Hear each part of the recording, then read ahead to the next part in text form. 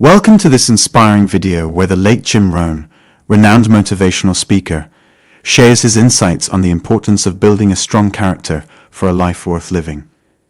In this video, Rohn draws upon his years of experience and wisdom to discuss how character is the foundation for success and fulfillment in life. He emphasizes the significance of cultivating virtues like self-discipline, honesty, integrity, and perseverance, and how doing so can help us overcome the challenges that come our way. With his unique perspective and powerful words, Rohn provides valuable insights and practical guidance that can help us lead a more purposeful and meaningful life. Get ready to be inspired by the wisdom of one of the most influential speakers of our time. I believe that success comes with character, and that success builds character. I don't believe, as apparently some people still do, that suffering and defeat are necessary for developing the soul. I know they're not good for the body or the mind. Failure doesn't make you feel better, either mentally or physically. Of course, it's an inevitable part of life, and you do yourself a favor by taking the opportunity to learn from your failures. But I think there's no point in continuing to bang your head against the wall once you realize it hurts. I don't mean to sound hard-hearted about this, but I believe that if you reach a certain age, and if you really haven't achieved very much in your own terms, I don't think you can ascribe this to bad luck or a difficult childhood or any other external factor. I personally feel that your strength of character does come into question at that point. And let me make it clear that your definition of success may be different from the next person. I'm not implying that you need to have a fat bank account or a Rolls Royce to be successful. But if having those things is integral to your definition of success, then that's what you should be aiming for. Let me illustrate what I mean by describing the philosophy of a very successful and interesting man named Steve. Although he was still in his mid-40s, he had already founded a very profitable advertising firm in the Midwest and had sold it to one of the country's largest agencies for roughly 3 times his company's annual gross. So he had become a very wealthy man, and he had plenty of years left to enjoy it. During a discussion with some friends of his, the topic turned to the career problems of a mutual acquaintance, a man of obvious intelligence who had an MBA from one of the most prestigious universities in the country. His high level of ambition had led him to strike out on his own as soon as he got his business degree. But now 15 years had passed, and his consulting firm was still hard-pressed to pay the rent on his office. Oddly, he still continued to impress everyone who met him as an extremely sharp all-around businessman. He read the Wall Street Journal every day. He knew the names of all the CEOs of the major corporations. Talk to him for 5 minutes and you would think he was a real player in the business world, but he had never made any money. Steve's friends were confused by the whole idea of a good businessman who's never had success in making money. They felt it was like saying someone is a great baseball player, but he strikes out all the time and makes a lot of errors. Steve thought about this for a minute and then offered his perspective. In the business arena, I believe achievement is a prerequisite for calling someone successful. You can't be a good businessman and never make any money. A good tree bears fruit. If it doesn't, it's not a good tree. I think Steve's analysis is right on the mark for a certain segment of the business arena. In certain professions, one of the highest goals you can achieve is to generate income for the company and thereby fatten your own bank account. In those businesses, success is measured by money, plain and simple. So if you're in that type of profession and you haven't made money, you probably should take some steps to strengthen your character. In other words, character isn't an abstraction that exists somewhere up in the sky divorced from the real world. There may be other things you should do also, but you should certainly do some soul searching and some character development. But let's broaden the scope of the discussion a bit and look beyond business success. where the measurement of achievement can be defined simply in terms of dollars and cents. I've already said that in my opinion you need a strong character to make money, and that if you haven't made money, your character very likely needs work. But I also want to stress my belief that it takes character to achieve success in any form, whether it's in the business world or anywhere else. There are some people who just aren't interested in making a lot of money.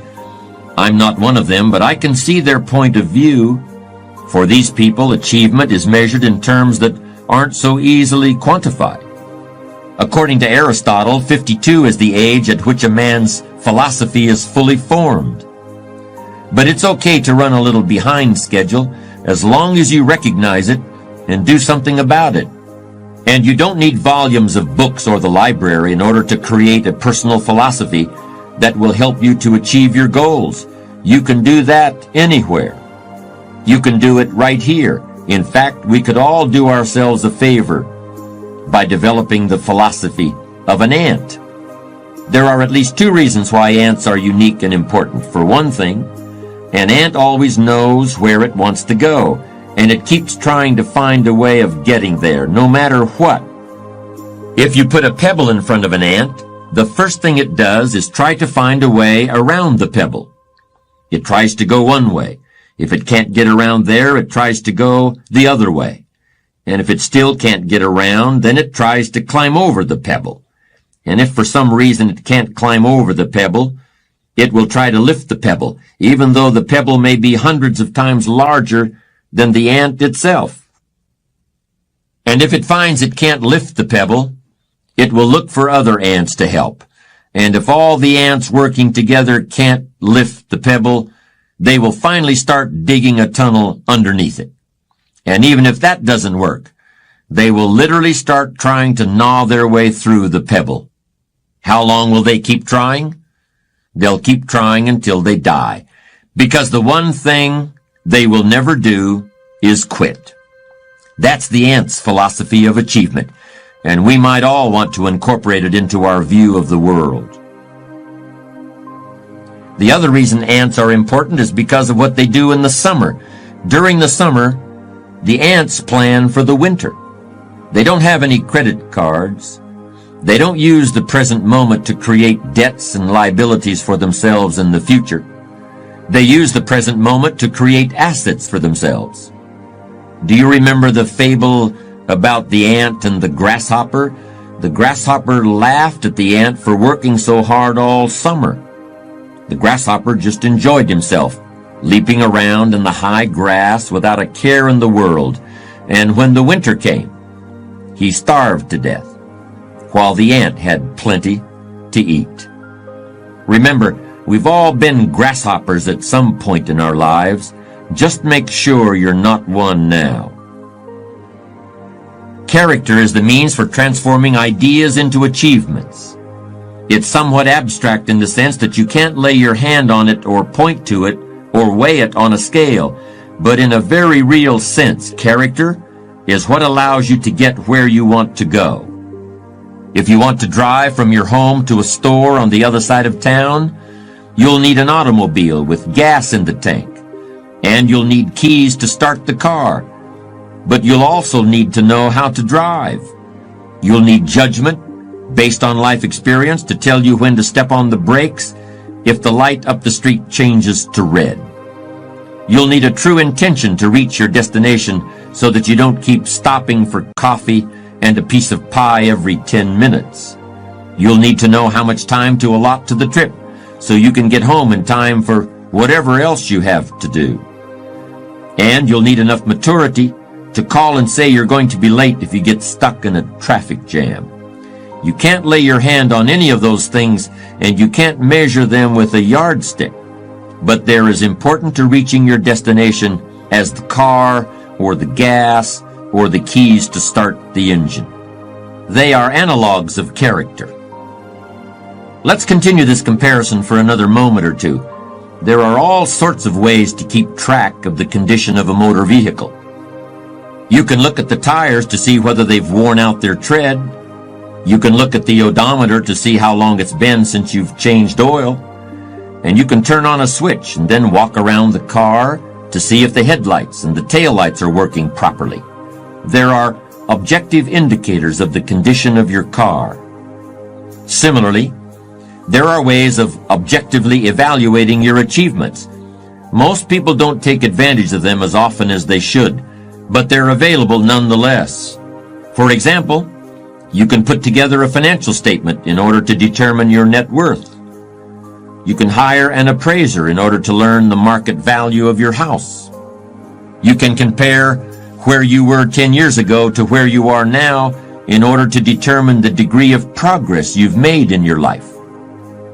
As I've tried to explain, achievement depends on character in the same way that a successful drive to the grocery store depends on knowing when to apply the brakes and when to step on the gas. But how can you know if your character is in good enough shape to get you where you want to go? To continue the metaphor we've been using, there are ways of discovering whether you still know how to drive without having an accident. I believe there are ways of evaluating the strength of your character that are almost as clear as the depth of tread on a tire or the amount of gasoline in the tank of an automobile. In order to use these techniques for character evaluation, all you need is a commitment to be ruthlessly honest with yourself. At first, that kind of ruthless honesty may include a little bit of pain, but once you accept the fact that character is basic to achievement, you'll gladly pay the price. Just as the gas gauge of a car indicates full and empty, with several demarcations in between, you can learn whether your character has enough fuel to get you to your life's destination. You can learn to tell whether you're on full or empty or somewhere in between. But while a car runs on only one fuel that is indicated by a single gauge, character, in my opinion, can be evaluated by 4 different imaginary gauges. Here's the first one. On the right-hand side of the gauge, corresponding to the letter F for full on a gas gauge, I want you to imagine the letter R, which stands for refusal. And on the left side of that gauge, I want you to imagine the letter C, which stands for complacency.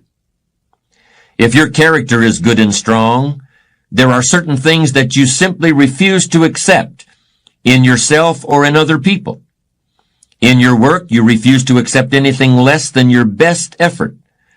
That doesn't mean that things will always work out exactly as you hoped and intended, but that's not the point.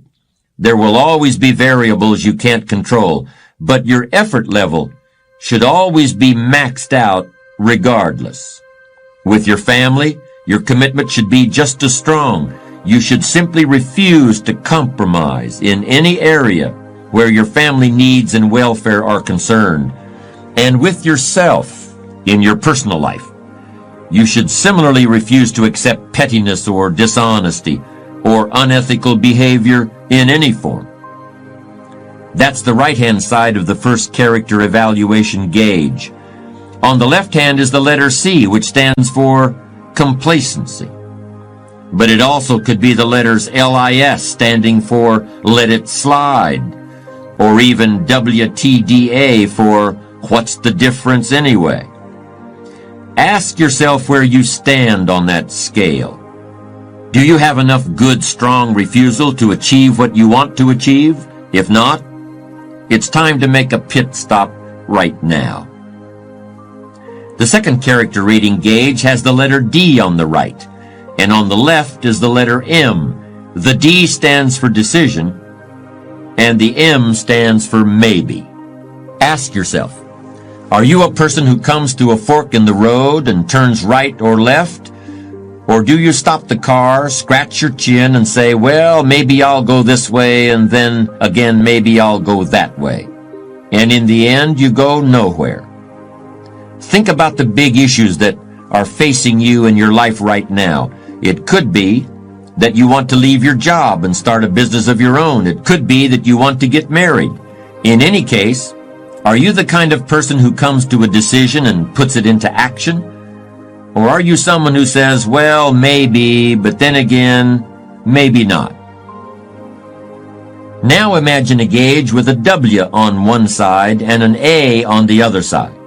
The W should be in bright red or orange, while the A should probably be a dingy green or pale yellow. That's because the W stands for want, as in, I want it now, or I want it real bad, or I want it so much I'll do whatever it takes to get it. The W means you'll go to law school for 5 years at night while working full-time during the day because you want to be a lawyer. The W means you'll get up at 4 o'clock in the morning every day to work on your novel because you want to be a writer. It means you'll travel from one end of the country to the other many times in order to find a doctor who can make your child well. I know people who have done all those things because they wanted something and eventually they got it. The A stands for apathy. That's where you really don't care what happens. And if you really don't care what happens, it's just as well because it certainly isn't going to be anything good. Now we come to the last of our imaginary character gauges. On the right-hand side is the letter P, and that stands for promise. And on the left-hand side is a letter F, and that stands for fear. If you are a person of strong character, you will promise yourself that you will achieve your goals or what? It doesn't matter, because you never consider that possibility. You have made a promise, and you're going to keep it. When you set out to drive to the grocery store, you don't stop at the doorway and think, what will I do if I don't make it? You simply intend to get to the grocery store. You know you're going to get there. You will get there. It's simply assumed. Fear is simply the inability to make a promise to yourself. It kicks in when you start thinking about all the bad things that can happen to you on the way to your destination. And before long you're thinking, wouldn't it be easier just to stay home? Isn't it safer to just stay in bed? Isn't it better to pull the covers up over my head? In this discussion, we've been using the metaphor of going across town in a car. Let me conclude by referring to another little excursion, and it's one that I know for a fact you have already taken. When you were learning how to walk, you made a silent promise to yourself that you were going to do it. It may have been scary at times. You surely stumbled again and again. Tears surely fell from your eyes, but no matter. You didn't even think about that. Each time you fell, you forgot about it as soon as you regained your feet because you had promised yourself you were going to walk across the room. And you did it. How long did it take? Who cares? You did it.